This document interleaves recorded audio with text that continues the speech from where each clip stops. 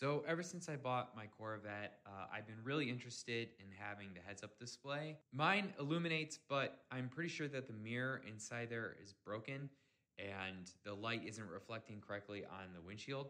So today we're gonna be doing that repair. So basically to do the repair, you have to almost remove the dash off the vehicle in order to get access to the heads-up display all the way up there. So we're gonna go ahead and get started with the removal process. First, we're just going to begin by removing out the center console here and getting that out. After that point, we're going to have to remove some trim pieces, some of the pillar plastics, just to get access to all the bolts we need to pull the dash. So let's go and get the video started. All right, to start it out, we're going to be removing out the two 10 mils that are on the back of the center console here. Next, you're going to have to go ahead and pry this part off the center console. So in my case, I just pried here to just flip this up. So once you actually have this up, you can remove out all the electrical connections to the back of this. And then we're also going to be removing the two 10mm bolts that are also down here. All right, so with all the 10mm bolts removed from this, we can actually now remove this. So we can just take it up from the back. And so don't pull all the way out once you do this. You're going to go to the passenger side now and disconnect the fuel door opener. So it's just going to be a clip you're going to be used to undo the harness from that button. So I don't got much for light here, but basically towards the front here, you're going to have this harness that's going to be plugged into this switch up here. All you're going to do is you're just going to pull down on the tab to then remove that. All right, so now we're going to be moving on to removing out the actual center bezel here. So you're going to flip open this little pocket change thing. You're going to have two Torx head bolts here and here. You can't see because of the shifter, but there's just going to be two of them here. I'm guessing from looking at them, they're like two T15s, maybe two 20s. So just got to remove those two out now. So now, next to the steering wheel, you're just going to go ahead and pop this part out. And there's going to be another Torx bit right here. So that should be everything needed to remove this out now. I'm going to pull up my handbrake just so I have more room to wiggle this out. But you're just going to wiggle out this plastic, and then the whole center console should come out now. So in my case, I had to put the shifter in neutral in order to actually get the center console out.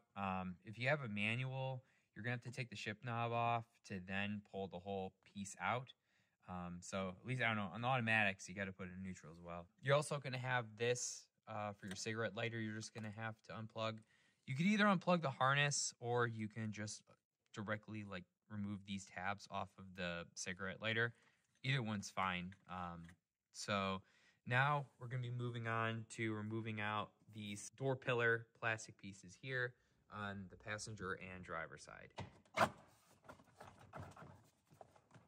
Now we're going to move on to removing out the screws that are on your gauge cluster. So you're going to have one up here and up here. They're both the same Torx size as every other screw you've removed at this point. So underneath now the kick plate, you're going to have two more Torx bits you're gonna have to remove. So one here, and then once you remove that, we can move on to then popping this piece out, removing the harness, and removing this kick plate.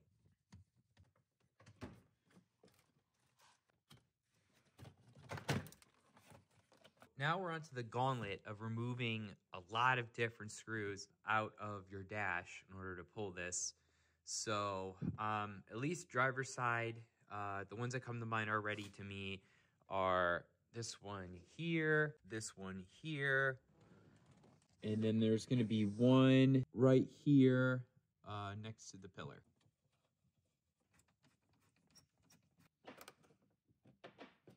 Now we have to move out two more towards the center of your dash. You'll have to take my word, I didn't smash this. The car, when I bought it, had this smashed. But normally remove this, all you gotta do is you're just gonna pry using a screwdriver. But in my case, it's literally in pieces. So you're gonna have a few sensors within these as well. Great, that broke more. These are just twist locks. So you should be able just to rotate the lock, and then eventually it'll just pop out of this plastic piece. Just to show you how brittle this early GM plastic is, this is me not even applying that much force. In the far left and right side, you're gonna see this 7mm here that you have to remove, and that's gonna be the same story on the passenger side in the same location, just obviously on the right side.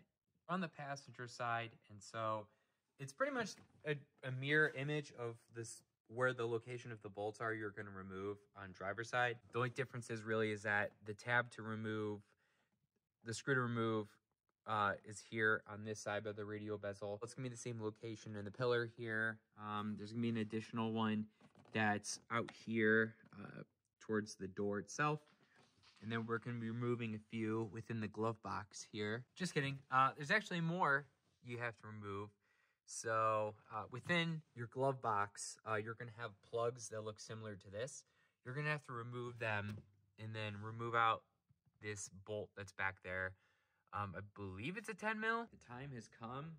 Everything's been removed, mounting this dash cover to the car. So now we can actually remove this thing out.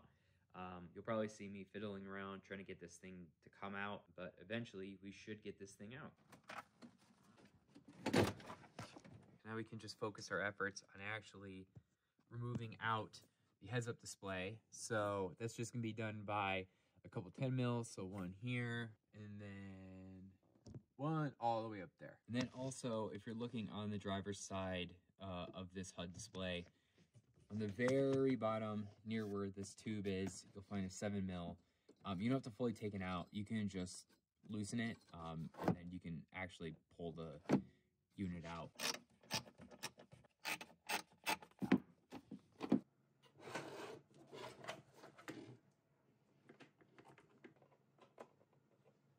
All right, so I went ahead and popped open the heads-up display unit. And so originally this mirror was sitting in there. Like many other C5s with this issue, on one side you have this part of the mirror where this small plastic bracket is supposed to have a nub that sticks out that goes inside of your heads-up display that allows it to rotate and pivot. But a lot of them, like mine, they get brittle over the years and they break off, which don't allow it to actually adjust to what you need. In my case, I ordered actually a heads-up display repair kit you can get on Amazon.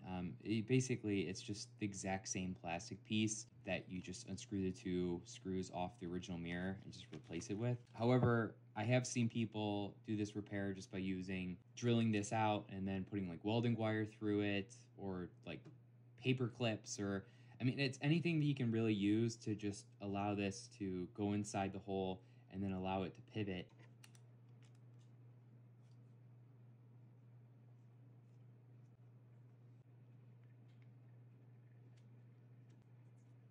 All right, so I had to fiddle around with this a little bit. So with the repair kit, you're gonna get two different pieces. One's like a circular piece that has like two tabs on it. That's actually gonna go on this side of the mirror. It basically acts almost like a plastic bearing of sorts. It helps kind of guide on this pin that's here. And the repair piece obviously is gonna get installed on this side by just removing two screws. In my case, I had to remove the screw here and down here to take this whole motor assembly out and kind of make it all fit as one piece and kind of like adjust it in. At this point, the repair is going to be complete. I'm going to be just cleaning the mirror with some microfiber just to get any dust or any of my fingerprints off of it from doing it. And then also as well for this plastic piece, just try to clean it up as best as I can. So now we're going to go ahead and install this back in the car and verify we got our heads-up display back. And as you can see, my heads-up display is working again. I'm really happy I got that back. And as you can see, the motor in it works too now. So I can actually adjust this to whatever I need. I just have to fully put back together the entire dash once again. So as you can see, the heads-up display is working correctly. So on the top, you can see the RPM, obviously the big speedometer in the center. You can actually cycle through on the right side and get different kinds of readouts. So currently it's at temperature, but you can change it out to being like oil pressure and stuff like that. But yeah, I honestly, as much effort as it is to tear apart your entire dash to get to your heads-up display, it is totally worth it, just for the coolness factor of it and just for the straight convenience of being able to see your speed up on there. If I helped you restore yours and you found any helpful tips, please give the video a like. And if you want to subscribe for more C5 content and other stuff I got going on with my other cars, feel free to subscribe to the channel. Thanks!